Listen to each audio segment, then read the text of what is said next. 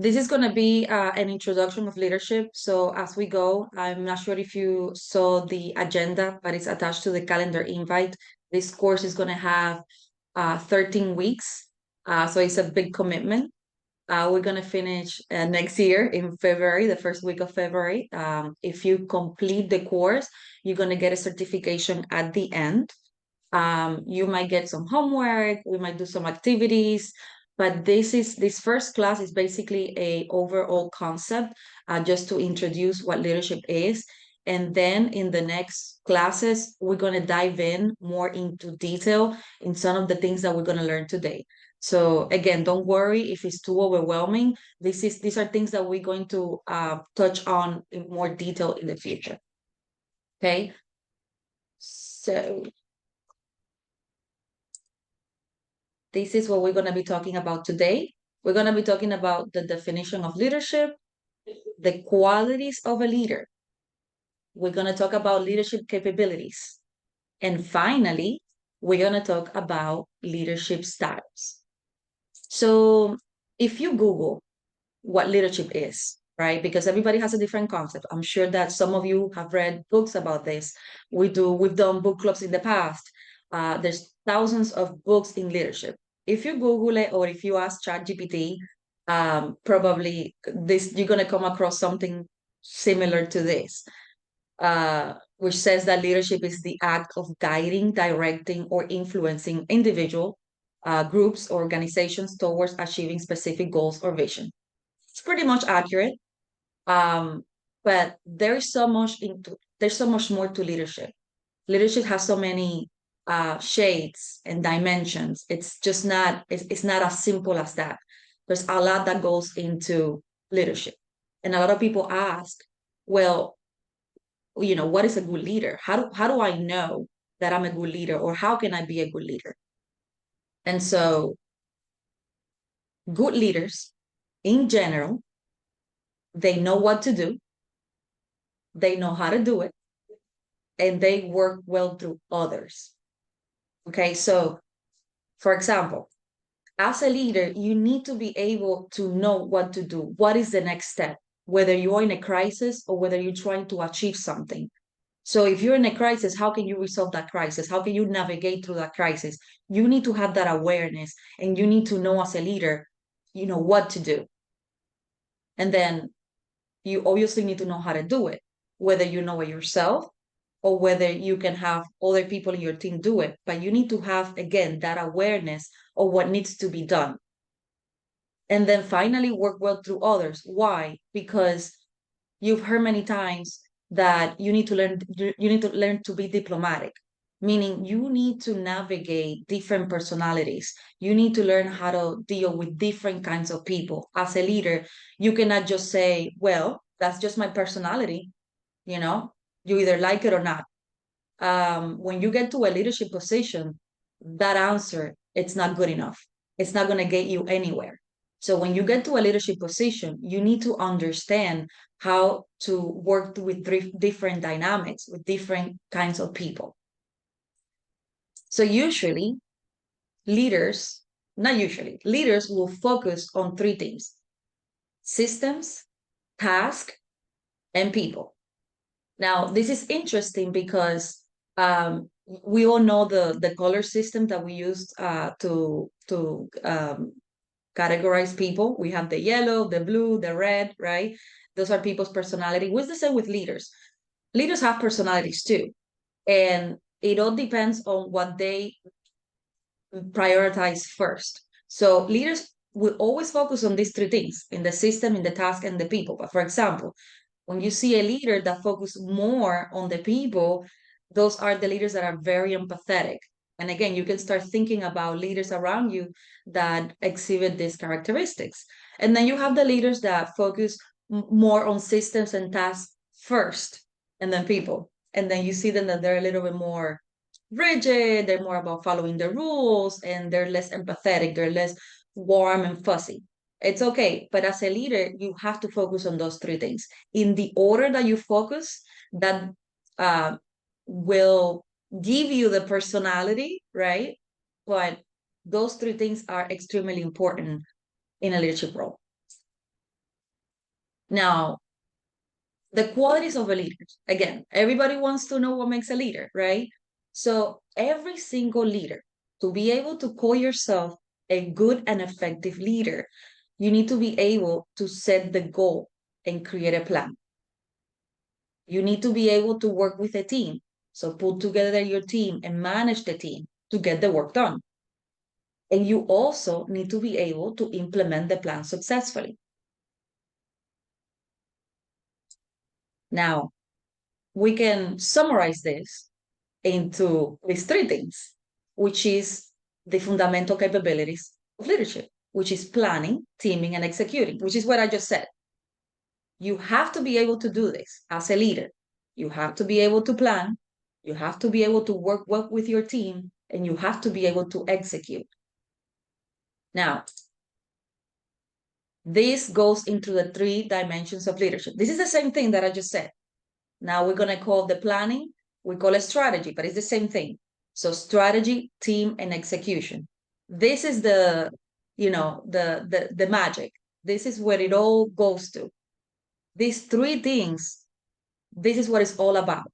This is how you lead. So with the strategy, as a leader, you have a responsibility to be able to set the direction. You need to have a plan. You need to be able to have to manage that team, and managing the team, so many things goes into managing a team. You have to be able to have relationships, communicate effectively with your team, motivate them. We was talking about motivation, um, because you need to influence them. You cannot just tell people what to do. And this is the difference between a boss and a leader. People think that being a leader is just telling people what to do. It's like cracking the whip, right? And the reality is that you need your team to want to do the things. Because, yeah, you can have a brilliant plan, but if your team does not want to do it, then you cannot execute, right? So, this is a very important dimension. And I think it's one of the dimensions that I personally struggle the most with, and many leaders struggle the most with. Um, now, if you're able to give appropriate feedback and you're able to connect with your team and influence your team, then your team will execute, which execution is just getting the work done. Now, I want to dive in a little bit. And again, we're going to talk about this more in detail in other classes, but I want to like really touch in each capability because again, this is key for leadership. So let's start with the strategy. Let's dive in a little bit more into this.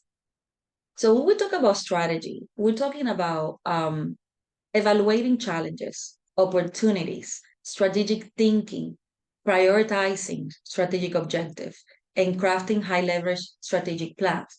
So you have to be very strategic about what you're trying to do. So you have to see, okay, so I want to get X done. All right, what are the challenges? What are the possibilities? What do I do first? Because you might have a list of 10 things that you need to do. But what do I do first? What makes more sense, for me to be able to do? And then you have to be able to create a plan based on all those things. And that plan has to be very strategic.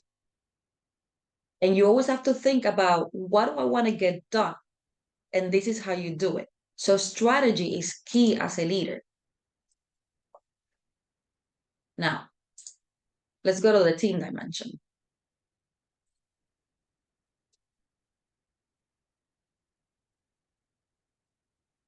Now, team, this is where you have to work with your people. This is where, when we talk about feedback, not everybody likes feedback. People say they do, but no, people don't like to be told that they're doing something wrong, but you cannot see it that way. You have to see it. We all want to get better. We want to make sure that our people can execute that plan that we work so hard to create, right? So you have to make sure that the expectations are very clear. You have to set the expectations from the beginning. If people don't know what you expect from them, how can they deliver? So they have to you have to have very clear communication with your team. So that's why we talk about effective communication. So effective communication is just being extremely clear. This is what I expect. This is what needs to be done. and you need to get buy-in from your team. It's not, again, we're not telling people what to do, right? People need to buy in into your vision, into your plan, because your plan without people buying in into it is never going to get done. So feedback is a very important part of the team dimension. You have to have open dialogue with your team. You have to work with your team, work with their assumptions and their interpretation. You have to be able to manage conflict. When we talk about, and the reason, why I ask people to read the Orange Book, the reality-based rules of the workplace, is because it talks about something that a concept, it's emotionally expensiveness, right? And you hear the managers all the time talking about it. And this is because if you have issues in your team, if you have people in your team being emotionally expensive, being draining, being toxic, then your team is not going to be able to function. If your team doesn't function, you cannot execute. So now you understand why the emotional expensiveness is so important, and we make such an emphasis on it. And we tell people you can't be emotionally expensive because you're disrupting the team environment, right? And you're being draining to your manager. And then the team, it's not calibrated and the team cannot work properly. Now, finally, the execution. So execution is just the activities that you have to do as a leader to meet the expectations. You have to be able to hold people accountable. This is where the tasks get done. You set KPIs and you meet them. You set deadlines and you meet them. You manage the projects. You manage the meetings effectively.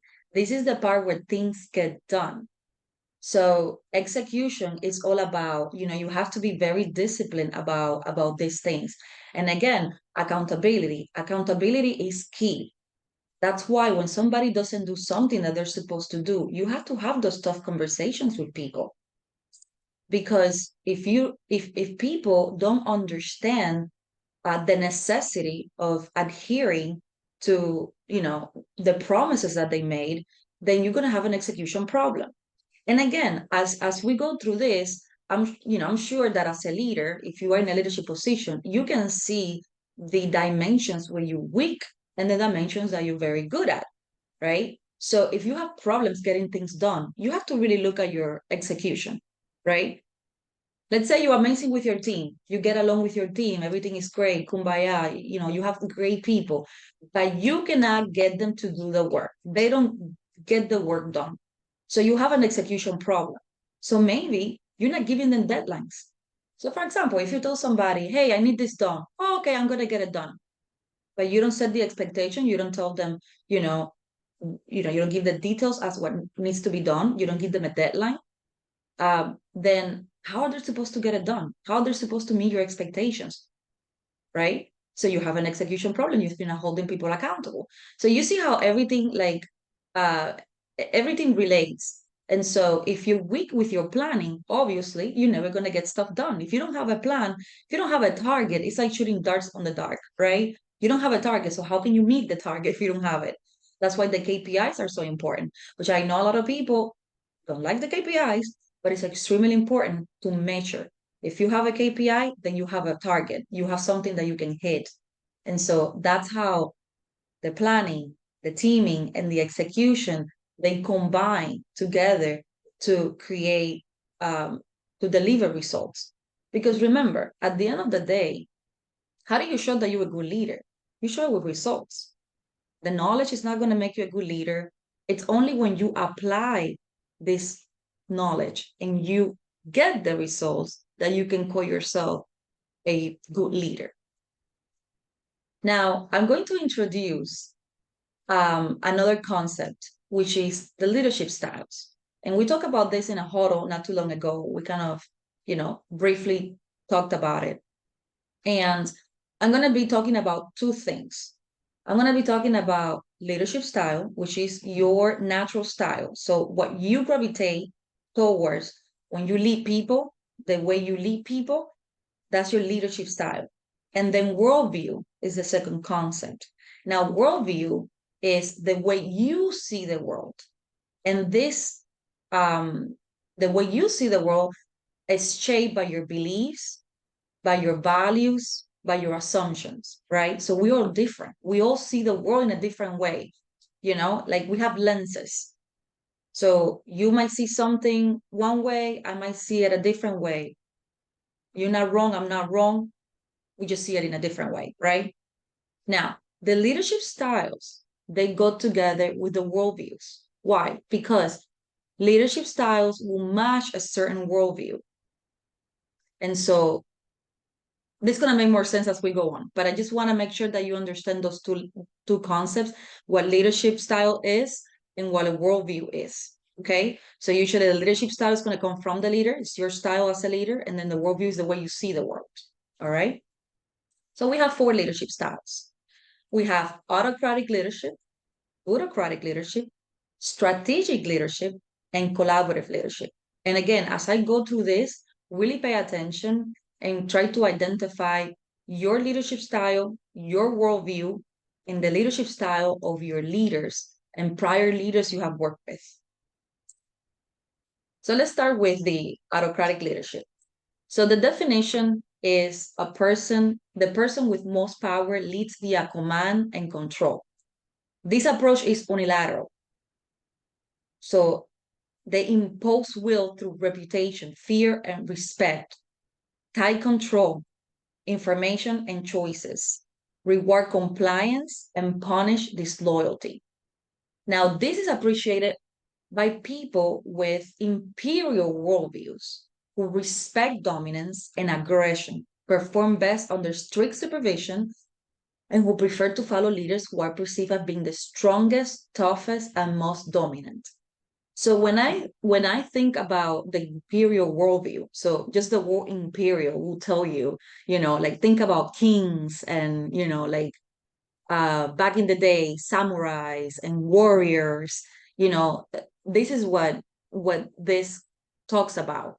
So like for example, an example of an autocratic leader, think about, for example, Henry VIII, the King of England, back in the day. So this is not very common in the workforce today, but you can see that you maybe have worked with autocratic leaders in the past.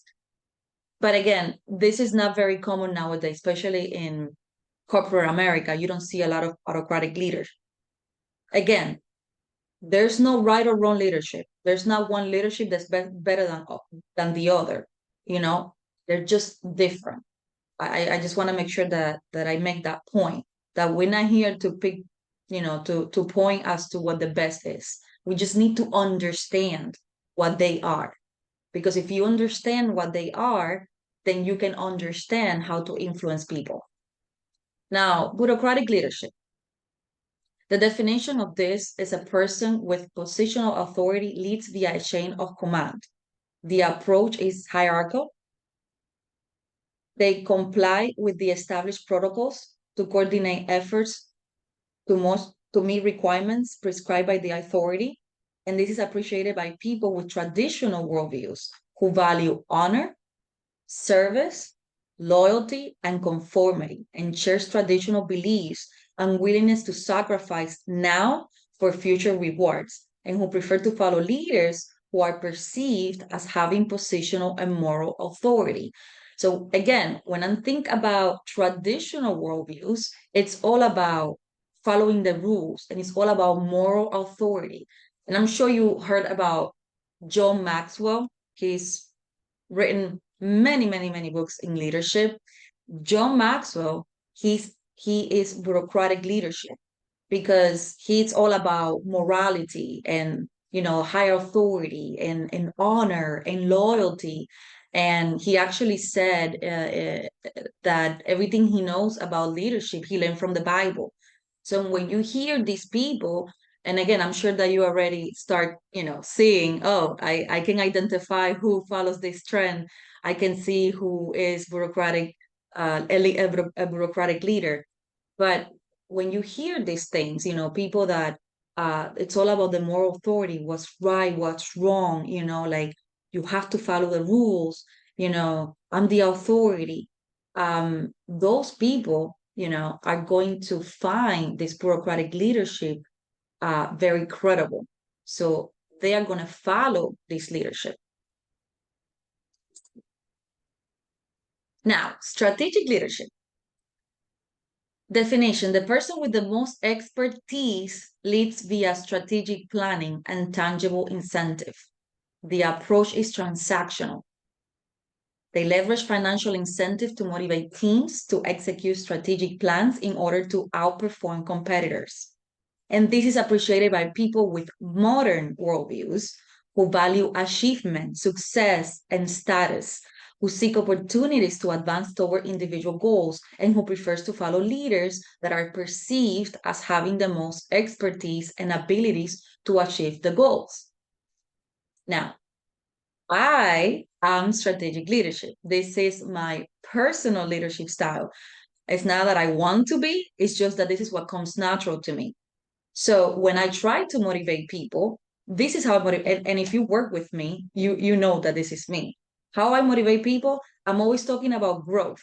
I'm always talking about promotions. I'm always talking about, winning, achieving, succeeding.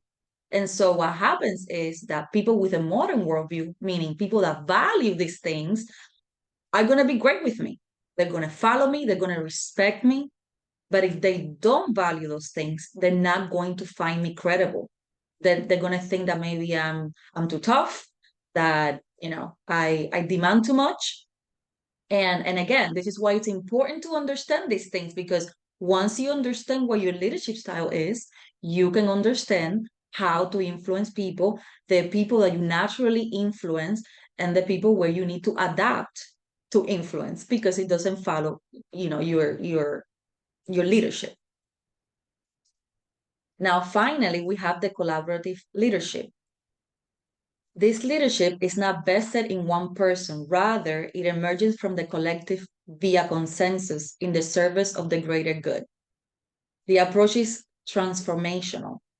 It emphasizes inclusivity and equality, invite people's feelings and intuition via dialogue to arrive at a consensus, then work collaboratively towards common goals. And this is appreciated by people with a postmodern worldview. They value authenticity, connection, the opportunity for personal growth, contribution to the collective, and who prefer to follow leaders who are perceived as being aware, sensitive to the well-being of others, valuing consensus, and treating others as equals. So these are the people with a postmodern worldview. These are the people that they just want, everybody to be equal, and there's no boss. Like we don't have, there's no hierarchy here, and every voice counts, and every opinion matters, and and you can see this style, like for example, like when you go to like the employees of Google and the employees of Facebook, these people that are very creative, maybe marketing, you can see this, like people that just want to collaborate with one another. And so they care about impact. What happens is that, for example, if I have a strategic leadership, right, I resonate with people with modern worldviews, right? I'm all about achievement, success, and status, and let's grow, let's win. If I'm talking to a person with a postmodern worldview that they're all about inclusivity and making an impact, if I come in with those, with like setting goals and let's achieve, let's succeed, they're not going to care, and they're not going to follow me, right? So I have to understand, I have to know my team, and I have to understand what my audience is, and I have to lead them based on their worldview. I cannot just impose my way and say, well, if you like it, good. If not, there's a door, because then we're not going to have people. You need all kinds of people. Now, before I knew this, I didn't understand why certain people will flourish under my leadership and certain people will not. And I used to say, oh, they're just too sensitive. They don't get me. You know what I mean? If you're too sensitive, you're not going to be able to work in my team. And then I realized when I learned this concept that it's because I have a certain leadership style. I was just going with that, and I was not paying attention to what my team needed, right? Rather what the way I am, instead of understanding what, who they are, what they value, and what they need from me. Okay. Now, most of the workforce in corporate jobs are going to be modern worldview. It's just the statistics. But the second most common is the postmodern worldview, which is the collaborative. So what happens is that the way I see it is usually millennials are very like modern, and then the Gen Z tend to be more postmodern.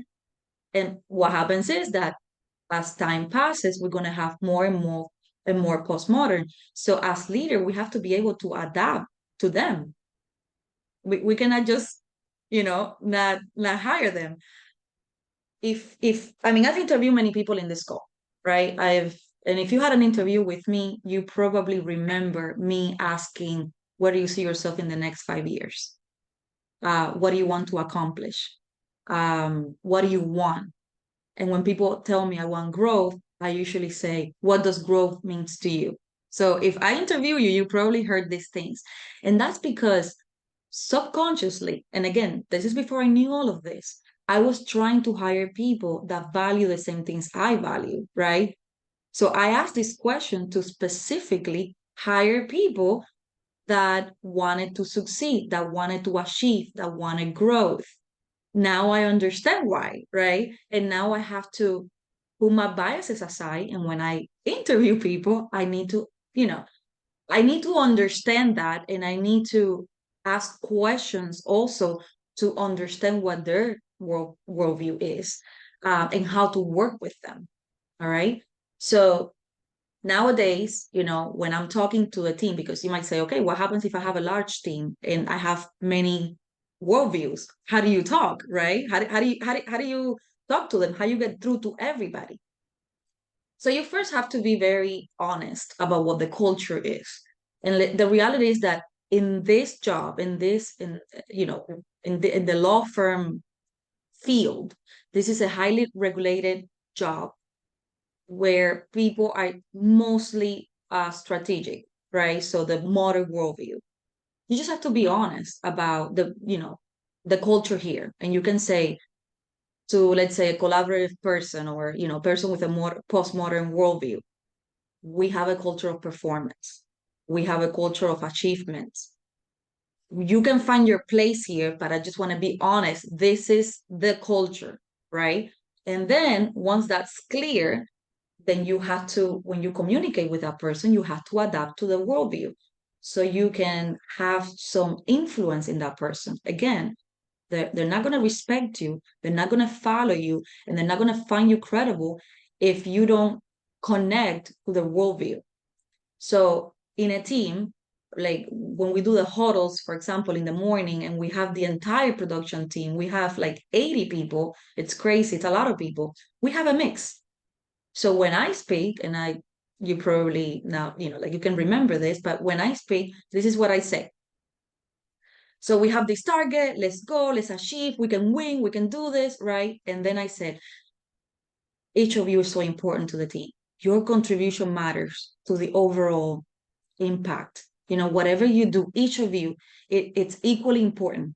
Whether it's sending a demand, whether it's, fixing a PD, whether it's settling a case, everything you do matters. And every contribution is essential to the team and to the firm. You see what I just did there? I'm like, I go with my leadership style because I cannot hide who I am. It is what it is. I go like, and I'm going to target the people that have the modern worldview, and I'm going to say, let's achieve, let's do this. If you do this, you're going to grow. If you do this, you're going to do better. Let's do it. Let's go for the kill. But I also need to target the other people that don't really care about that. They don't care about winning. They just care about making an impact. And so you have to frame the conversation to hit everybody in your team. But again, it starts by knowing your audience, understanding the kind of people that you have and what they care about. How do you know what they care about? You talk to them. You see what they value, what do they want? What do they find important? What are the things that are most important to them? Some people they get very motivated by money and by status, but some people they like to be happy and they just want to, come and have a good relationship with their, the team members. So you know that, you know how to lead them. If you can get to what they care about, you can definitely figure out how to lead those people. So at the end of the day, it's really about leadership credibility. That is one of the most essential and fundamental things because people are not going to follow you if they don't find you credible. The currency of leadership is credibility. Let me repeat that again because this is very important. The currency of leadership is credibility. Now, leadership credibility is a function of two things: competence and resonance. And what is competence? Competence is if you're able to do the things that leaders are expected to do, then you will be viewed as competent by the people you hope to influence.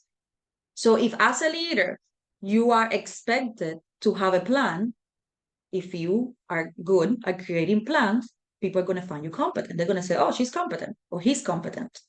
If as a leader, you are expected to have good and clear communication, then if you do, they're going to find you competent. But if you don't, they're going to say, they don't know what they're saying. They don't know what they're talking about. This person is not competent.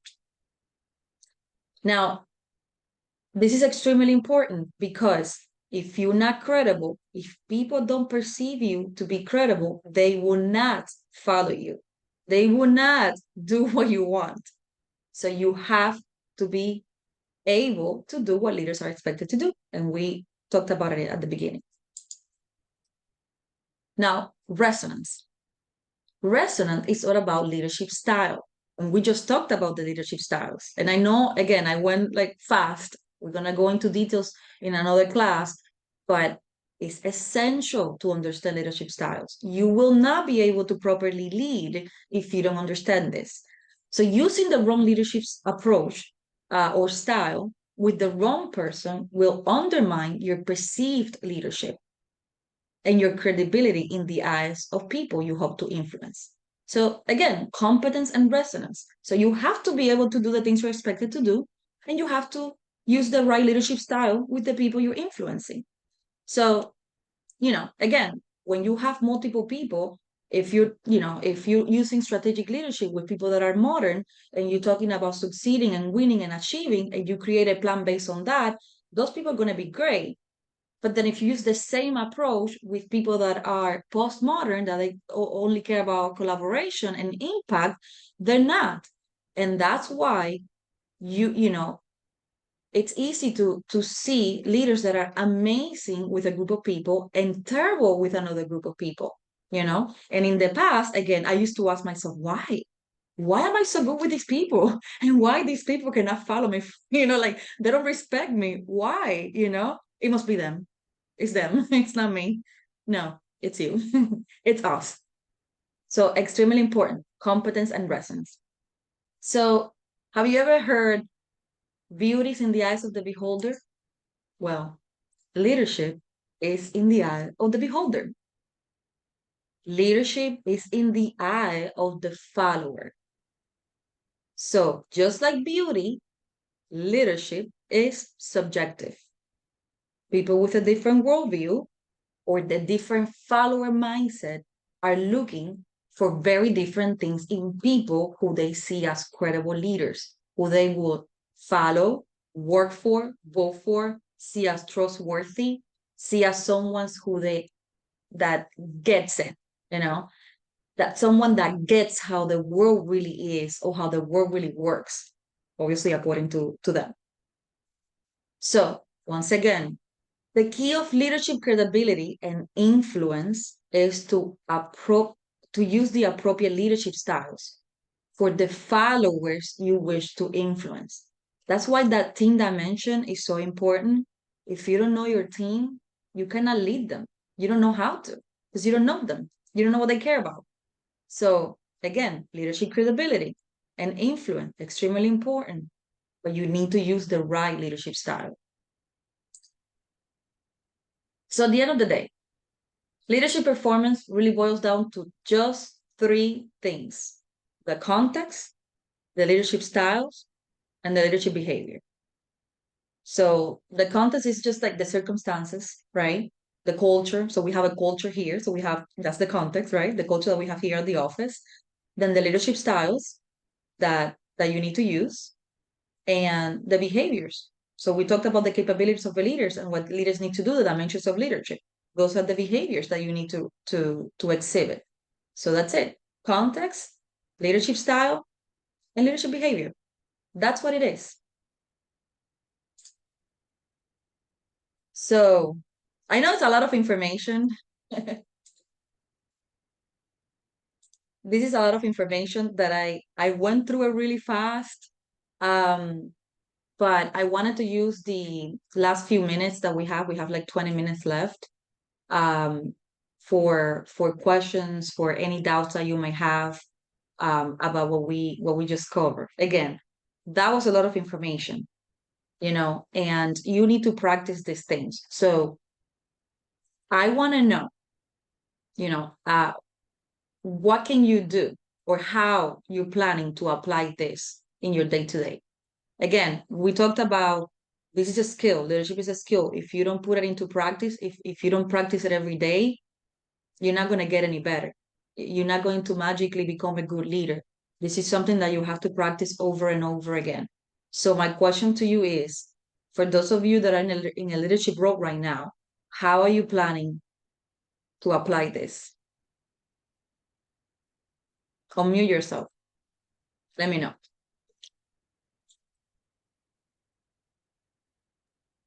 Guess I'll go first. Peter here, everyone. Good morning. Good morning. So yeah, it was very interesting that you mentioned, you have to kind of figure out the different personalities on your team, Mhm. and then the approach has to be kind of tailored towards those different personalities. I guess one glove doesn't fit all kind of mindset. So it's what I got from it is it is very important to understand your employees, talk to them, get a lot of feedback, because in a sense they're also managing you as well, because it goes both ways.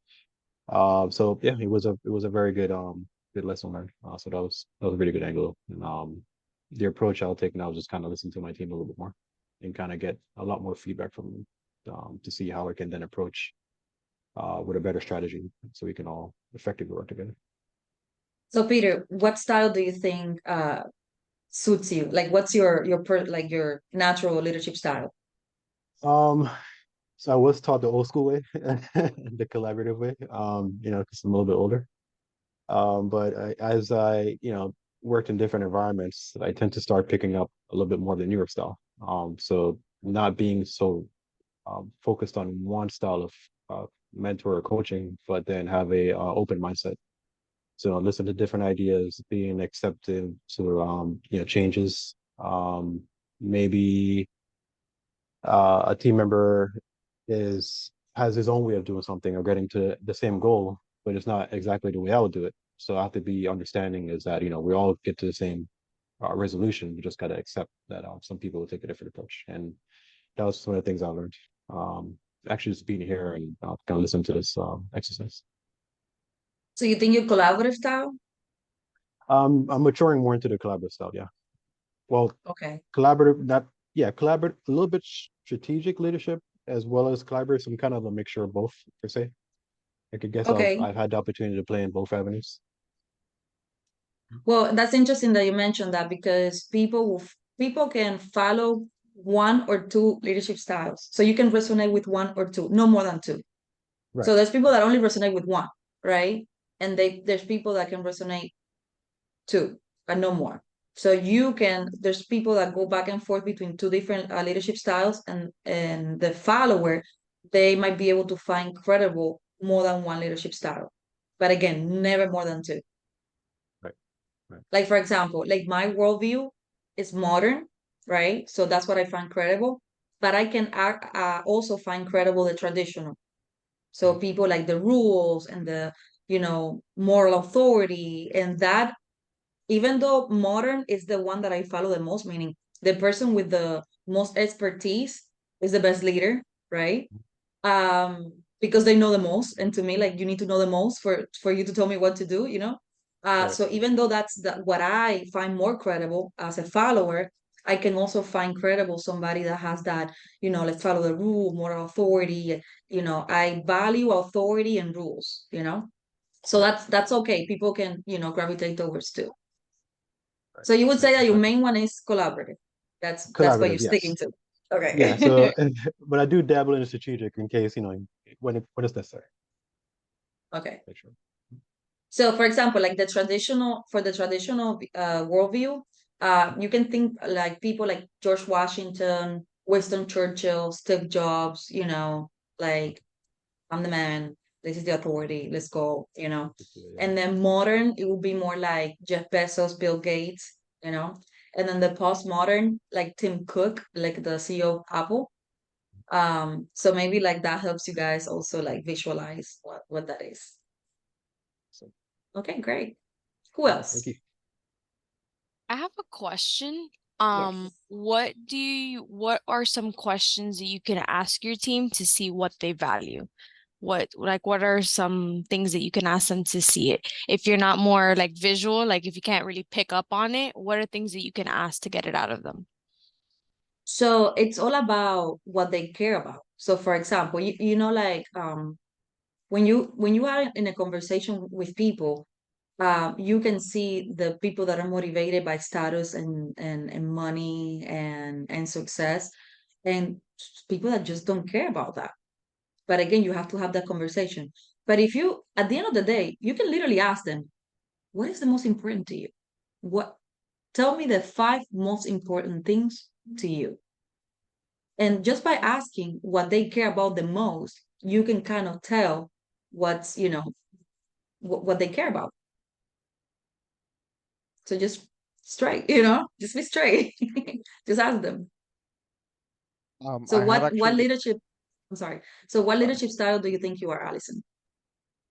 I think I'm strategic with a modern worldview. I do value the achievement and success, but with the change that I had this year with client support being added into me, I now see how I can't be strategic in client support. They are more postmodern worldview, and I have to be, they value that. They value the authenticity, the connection, the personal growth. They value all of that. And so it's had to take me out of my comfort where I'm just like, these are the numbers that we need to hit. Like we're gonna work to like I want to work together. I am collaborative, but it's like always like the target, the goal. Like what are we gonna do to make it happen? And I'm like that with the demand team because it's kind of just like we have a lot of pressure to meet the numbers, and I value being able to hit that. But client support is a whole nother area, so I feel like I have to switch between the two. Um, but I do feel like I am lacking seeing like in the part of like what do the employees care about. Like for the demand team, I feel like I've always been strategic, so it's like I don't actually know if there's anybody in there that is postmodern and wants that collaborativeness. So like now I have to go in and see what are the people, what do they care about, so that I can change that. Let's be honest, the people in the demand team that are postmodern, that doesn't agree with your leadership style, they're probably not there anymore. They probably left because Probably. they didn't find you credible. And here's the thing, we take it personal, but it's true. Like, you do your best, you not understanding what we just learned, you do your best, and then somebody says, oh, she's mean, she doesn't care. And then we get all hurt and like, what do you mean? And then again, we say, it's you, it's not me, because nobody says this about me, it's only you. No, again, it's just because they don't have the same, the worldview doesn't match your style. Now, in all fairness, we worked together many years. I'm modern, you modern. That's why we were able to like, like Yeah. connect so well. And now you're going on your own and you're like literally doing the same thing. And now it's learning time where we're like, okay, we have to, because at the end of the day we want to make sure that the team it's okay, and it's not fair that we kind of isolate people because they just don't follow our leadership style. So like having that mind, that switch, like, okay, I have to understand and I have to adapt to them. I think that, so good job, because you're doing that with client support now, without even knowing this, you kind of realize, okay, something's got to give here if I'm gonna influence these people, right? Yeah, 100%. All right, awesome. Thank you, Alison. Chris, you wanted to say something? Yeah, I was thinking of a way of segueing into what I was going to say, but Allison kind of brought it up perfectly for me. Uh, so I was reading Cy Wakeman's book, the Orange Book, as we call it, and they talk a lot about feedback and how a lot of people are scared of feedback, right? And in the counterplay, there's people in leadership positions, managerial positions that are scared of giving feedback too, right? So another good thing that somebody can do and show a form of leadership without necessarily being in a leadership position is asking for that, right? Asking your manager or finding a way to have your manager or your supervisor provide that feedback to you if you don't see that they're giving it to you, right? So in Allison's point with client support, yeah, obviously, Allison wants to know what their styles are, but they could also provide her that information without her necessarily asking, right? That would also be a form of leadership that they're exerting. Like, I'm going to tell you who I am, how I value things, so you can understand me better without you having to come to me first, right? It's kind of like a proactive way of showing your own leadership per se. Yeah, and to your point, thank you for that. Also, you don't have to be in a leadership position to be a leader, because you're leading people around you all the time. You don't have to have a title to be a leader. So, like if you are, let's say you're in intake, right? And it's okay, but now you understand how to communicate with people.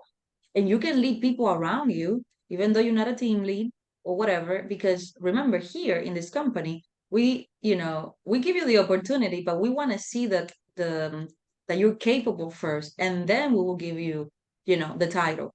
So again, don't feel like if you're in this call and you don't have a title, don't feel like, oh, this doesn't apply to me.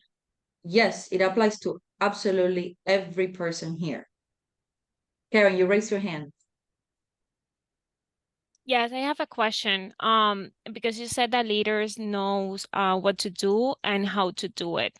What Mhm. happens if sometimes you don't know what to do and how to do it?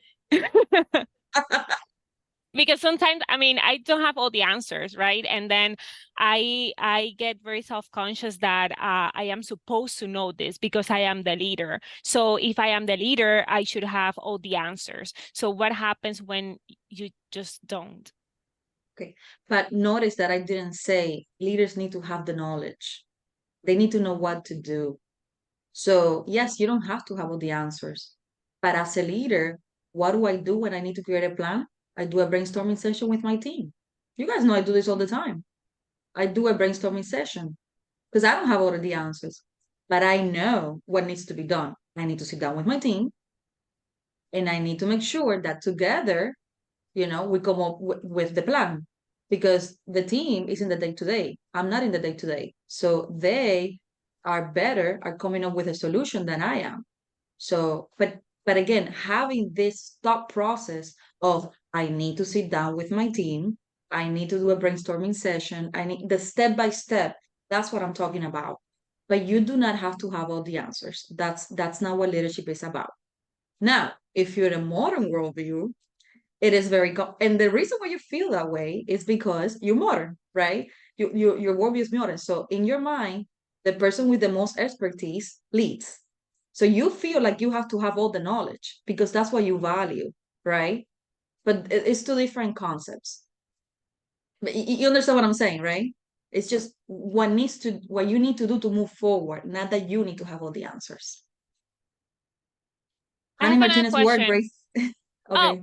I'm sorry. No. Another Give question me. real quick, because sometimes depending on how stressful I am, I can change from strategic to sometimes autocratic leadership.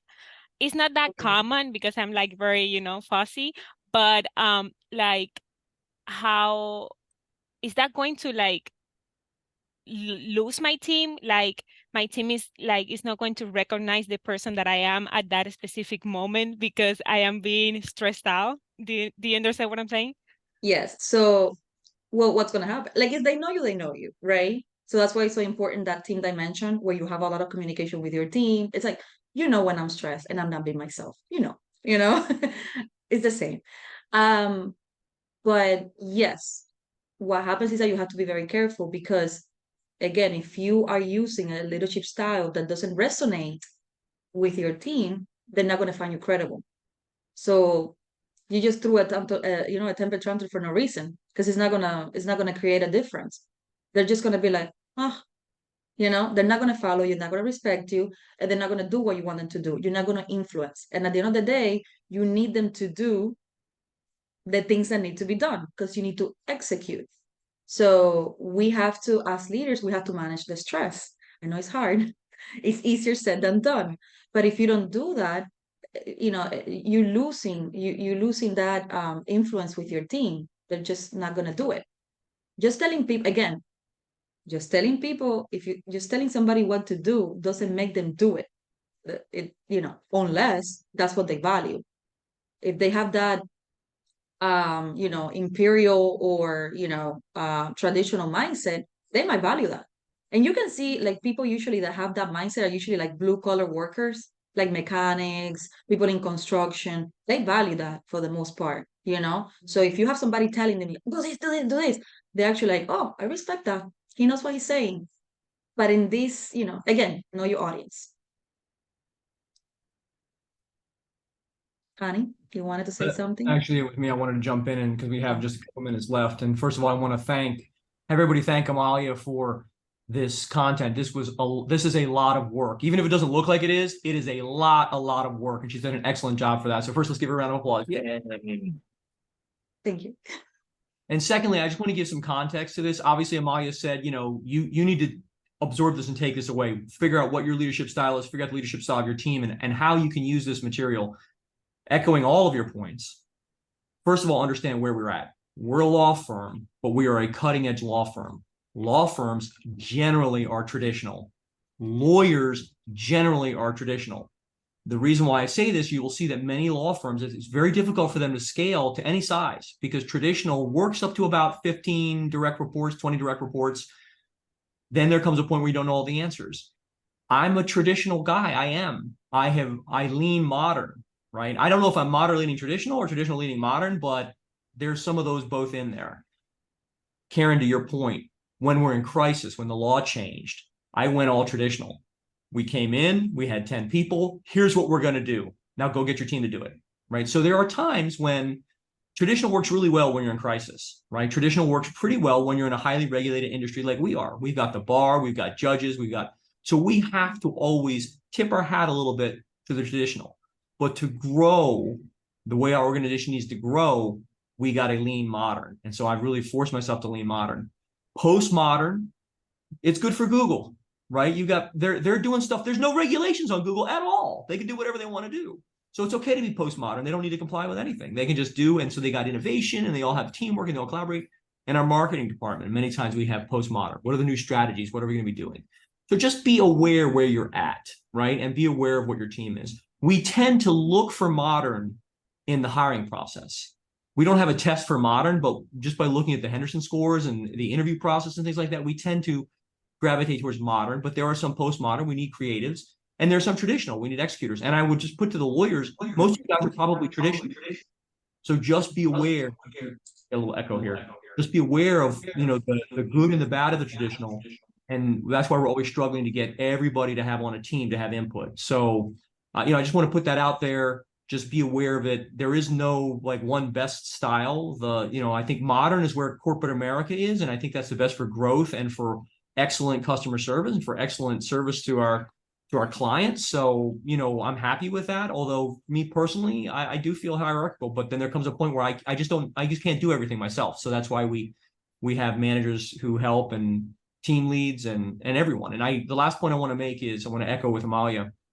Everyone is a leader, whether you have a title at work, whether you are a title at home, whatever it is, you are all leaders. We value leadership as a core value because we believe that everyone here at the Ward Law Group is a leader in some area, maybe even in their home or their community or something. And so we want to empower you both to be leaders here, but also be leaders in the community, because that's what's important for us, is that our people, or the people that get looked to whenever there's an issue that needs to be resolved, or somebody needs leadership in their lives or their families or anything. So I just want to encourage you guys, this stuff is useful for every single person. If you're client support, all the way through reductions, attorneys, all of us need encouragement, support, and education and leadership. So again, I want to thank Amalia for doing this. Hani wants to say something. Go ahead. I wanted to go back to Allison's questions, like, how do you know? Like, there's a lot of tools that we have that, like, sometimes we don't use. For example, the Henderson test, the personality test. On page 2, there is a part that says motivators. So if you're an attorney or a team leader or pod leader, you should be looking at that page 2 as, what is the motivator? So I'm looking at a profile here. It says status, recognition, sense of mission, and personal goals. So this profile, probably they're postmodern. They want to have a sense of mission. They want to know that they matter. So if your employee cannot tell you what they value, always looking at that personality test that says, well, at the time that I took this profile, this is what I was valuing, adding to the team, adding to a common goal. So go back to the profiles of your team members, or even your coworkers, or even your manager. Sometimes Karen might want to say, I see Amalia being super stressed out about something. Well, what is her motivator? Hey, her motivator is, recognition. Hey, Amalia, I know you're stressed. You're doing a good job, this and that. So you can do that for your leader or for your team members. So looking at the profiles and understanding who you work with, that is a great thing. And that's why we do this test, so that we can know internally what is going on in the mindset of the person. Awesome. Thank you, everybody. We are right on time. So thank you. And I'll see you next week. Same time here, same link. Thank you. Bye. Thank you.